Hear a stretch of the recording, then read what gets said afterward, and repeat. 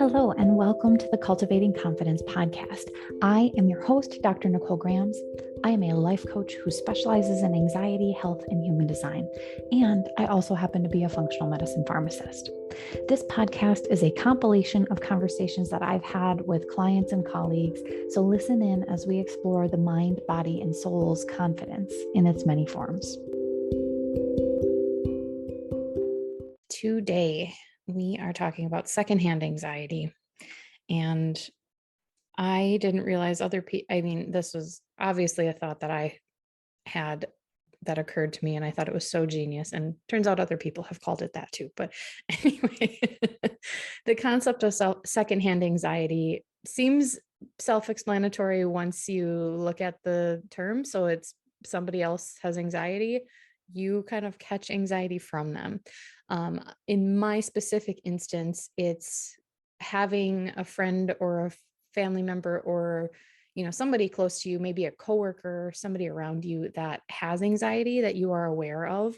And you at least I kind of start to think about, oh gosh, I'm going to be around that person. I have to make sure that this are okay, like whether the parking's okay or some project has to be finished in time, or make sure that there's pens at the desk, whatever it is. You know that the other person will likely have anxiety based on the past experiences you've had with them, the encounters with them. And you start to think about what they're going to be thinking about. And then you start to get anxious about making sure everything is perfect, right? And I know I noticed this about myself because I used to be the person that was just anxious about everything. And now that I am not, I get clued in very quickly when I'm catching anxiety from somebody else. But yeah, other people have defined it as the feeling of anxiety that one experiences as a result of being around or the anticipation of being around someone else who is anxious or stressed. And it can be experienced by anybody, even those who are not prone to anxiety, like myself, or stress. But it's really just, some people might call it empathy or a feeling, having like open emotional centers and being an empath, that sort of thing. That's not quite what I mean by this. What I mean by the secondhand anxiety is kind of how I described it as somebody else around you is anxious. You start thinking about them and trying to make sure that you make everything right so that they're going to have the least amount of anxiety as possible, right?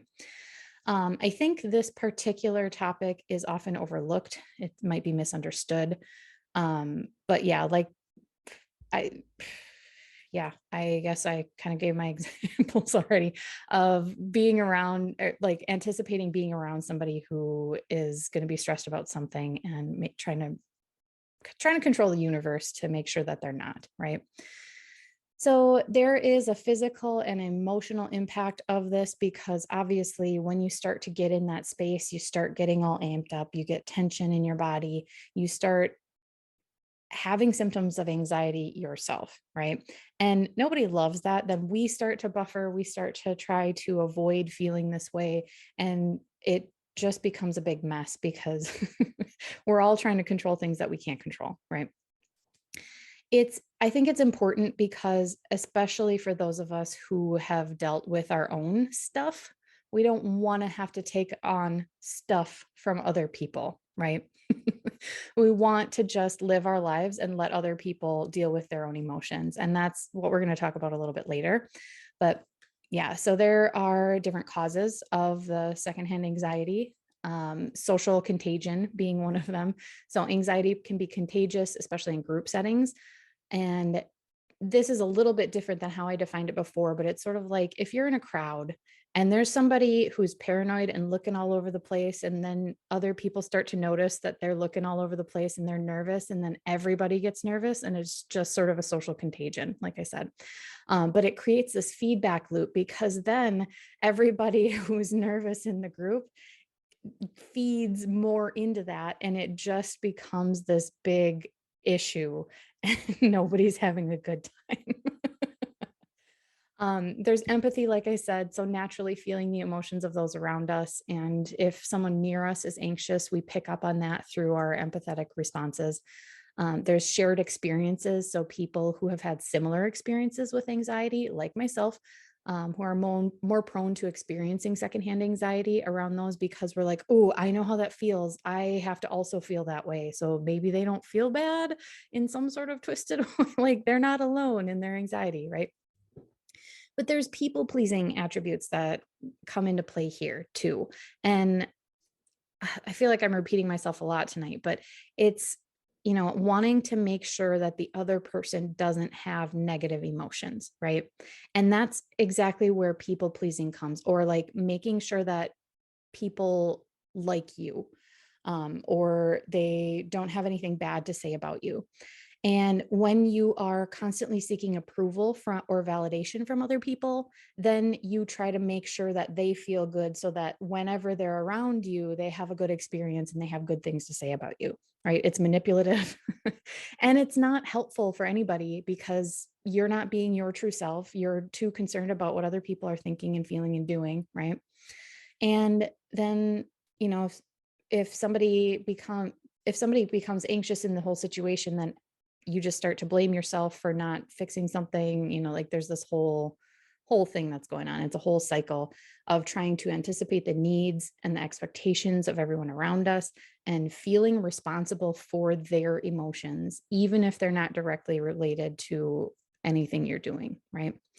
So I think when I came across somebody talking about, you know, feeling responsible for other people's emotions, that's where it kind of hit me as that's a that's again the manipulative part of, I don't trust this other person to be able to handle their own emotions. So I'm going to try to change how I'm behaving, what I'm doing, how I'm creating the circumstances around us in order for them to not feel a specific way, right? You're not allowed to feel that way around me. I don't want you to feel that way around me. So therefore, I'm going to act in a way that maybe isn't genuine to me in order for you to think of me in a certain way, in order for you to feel a certain way, right?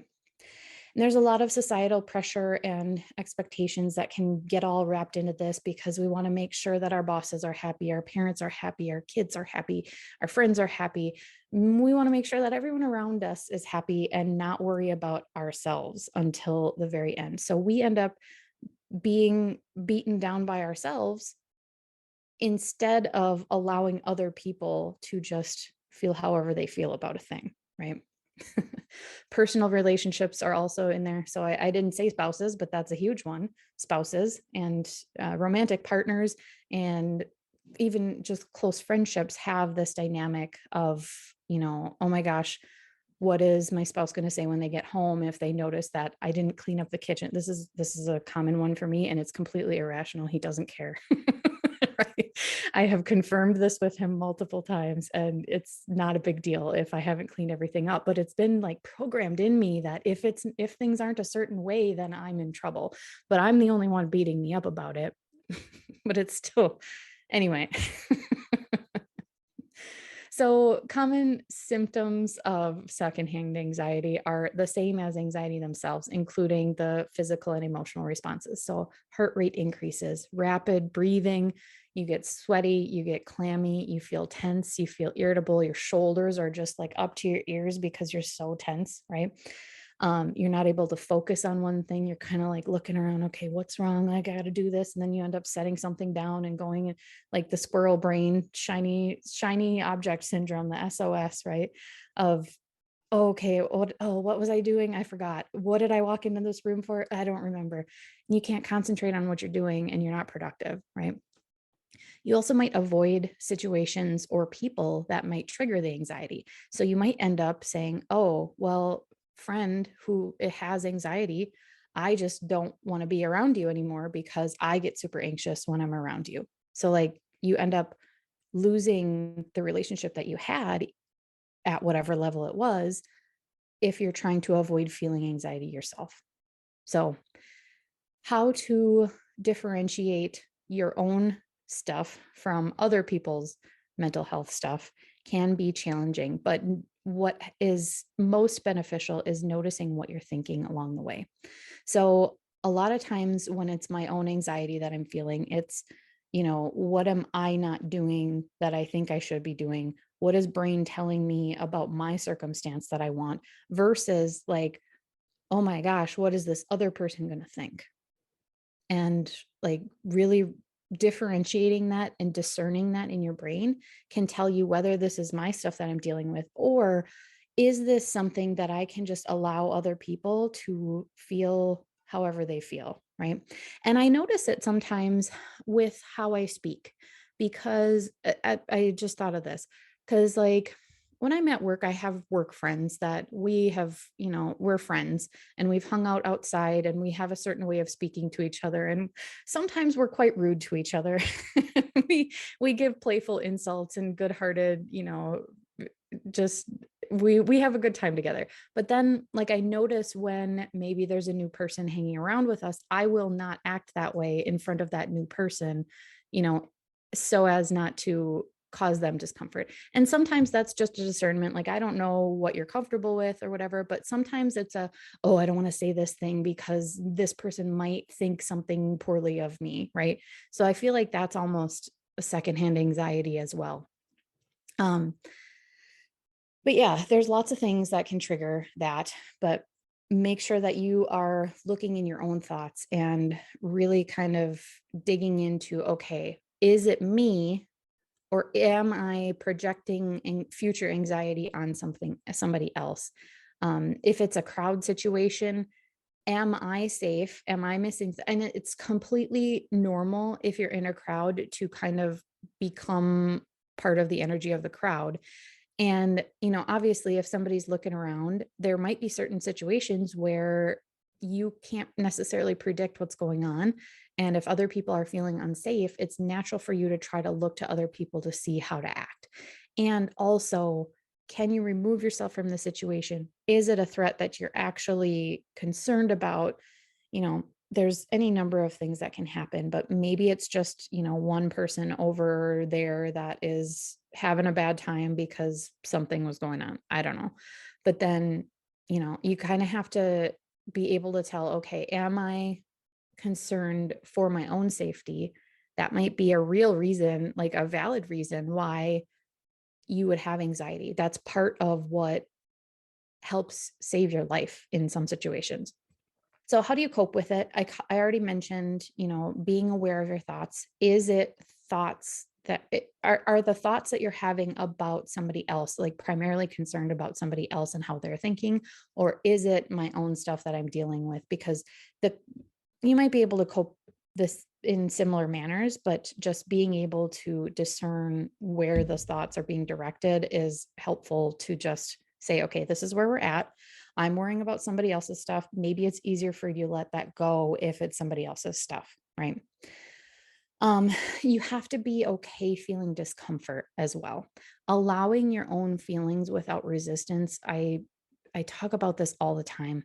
And it is one of the most important things you can do, because I used to shame myself so bad for feeling anxious. Trust me, it does not help. So allowing your own discomfort to be there. Um, a small example of this, that I'm not sure how to do it in this format, but when I'm in yoga and we're doing balancing things, there are times when my teacher has us like stand up on our tiptoes for a much longer time period than I am comfortable with. But then when we come down, there is some discomfort in my ankles, in my calves, in, the effort that it took to stay up in this balancing pose.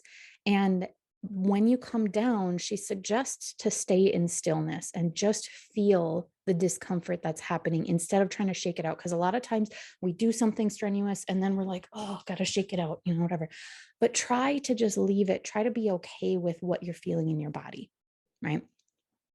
Mindfulness is a part of it as well. So just becoming more aware of your thoughts and emotions, that is also a key to being able to allow your own feelings. So you can learn how to better manage your emotions and respond to anxiety in a much more calm and rational way. Because if we get stuck in this loop, right, then we're in our emotional brain. We react quickly, we react emotionally, and we don't take time to kind of become the person that we want to be in response to circumstances around us. Because when we take time and really get into our prefrontal cortex, our adult brain, that's where we're able to rationalize, oh, well, this crowd situation, I don't think there's any threat. I think some kid was just screaming and people got nervous about the kid. I'm not nervous about the kid. I don't know. Or you know what? I think it's my friend, the potential for my friend to have these certain emotions. I'm going to allow them to have their emotions from my rational brain. And yeah, I might still feel uncomfortable if they are uncomfortable, and that's okay, right? I'm going to learn how to take care of myself, and I'm going to let other people take care of themselves. Trust other people to be able to deal with their emotions. That's basically what I just said. Trusting that you can handle yourself. You know what coping mechanisms work best for you. I'm not going to try to manipulate the situation in order to make sure that you feel a certain way.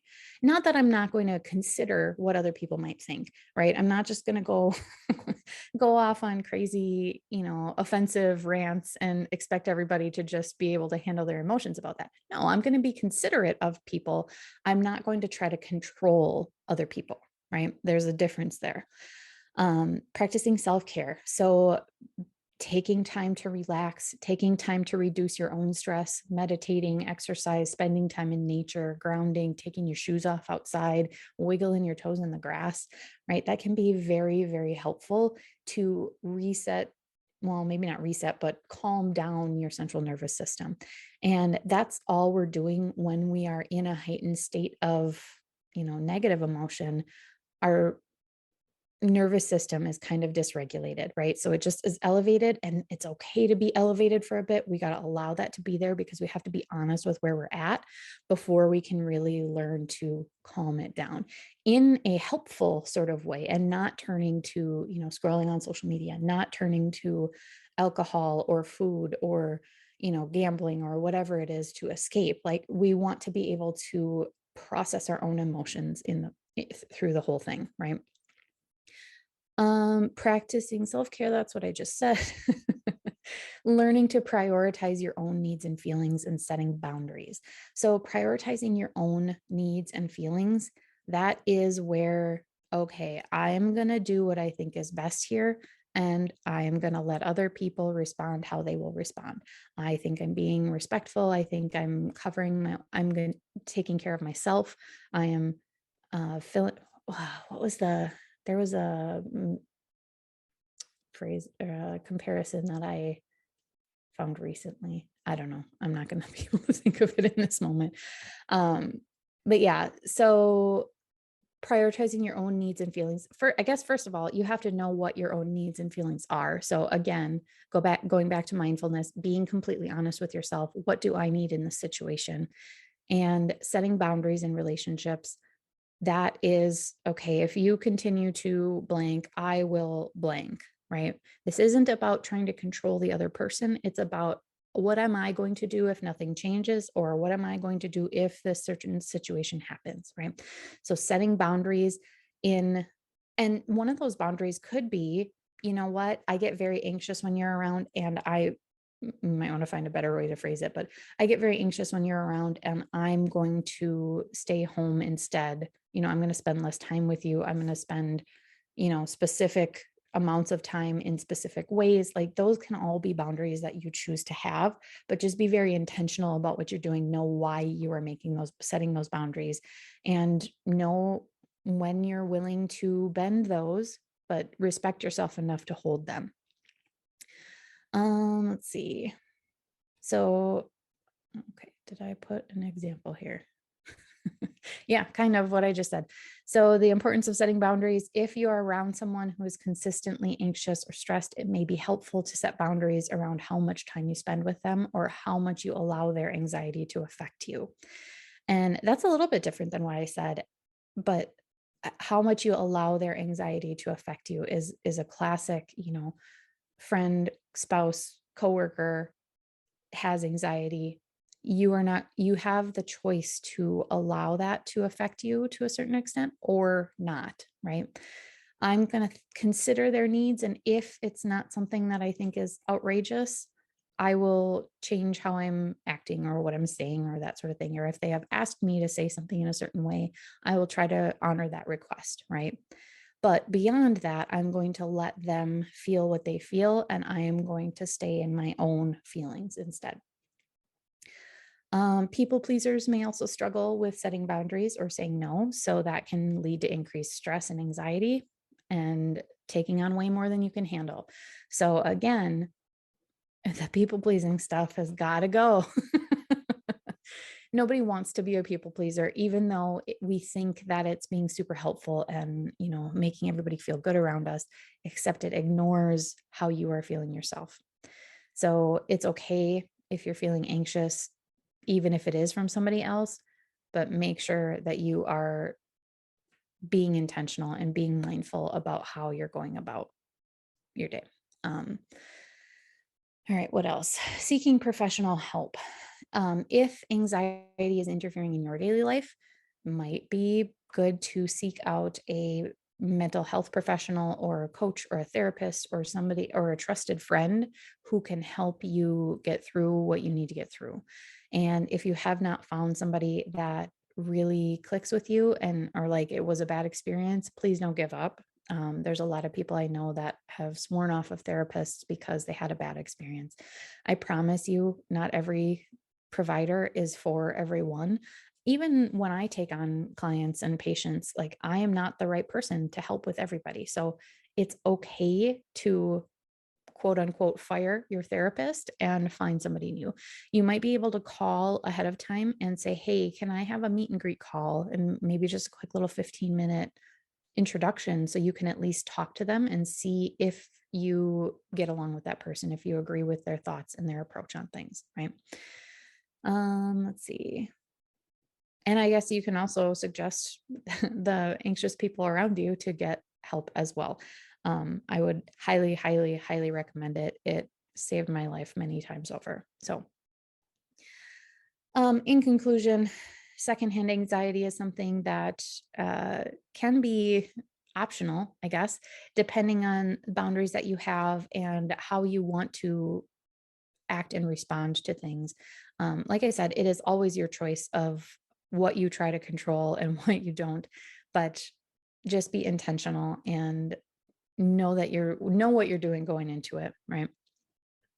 And if you could use any help sorting any of this out, please feel free to reach out to me.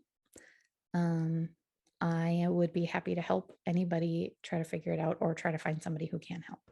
Thank you for taking the time to listen in today. Many of you will be able to take the ideas that you've heard and apply them in your daily life, and that's really all you need. That's amazing.